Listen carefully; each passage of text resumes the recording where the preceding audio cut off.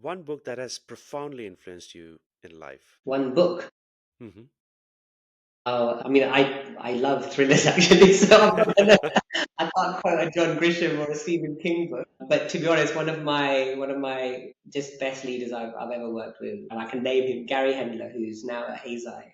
He was one of those managers that would read, insatiable Hmm. appetite to read, and he would share books. Hmm. And he shared. I've got every single one of the books he gave me, and he always used to write a little note in them. And one of the last ones he gave me was a book called Legacy. Okay. Legacy is the story of the All Blacks. Now, I'm not into rugby. He is crazy into rugby. And he Right. gave me the book, and I thought, a rugby book. And he says, trust me, read it. And I was just mesmerized.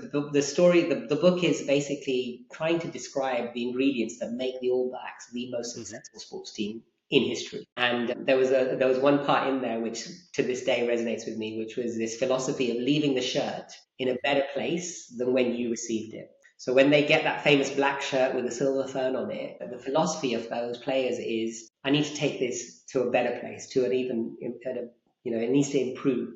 And that's a philosophy that the moment I read it, I felt that's it. That's what I want. I want to be able to, whether Wow. it's a job, whether it's a task, whether it's making something at home, baking, whatever it is I'm doing, I Yeah. want the next one to be better because that's my path. So yeah, the book is Legacy.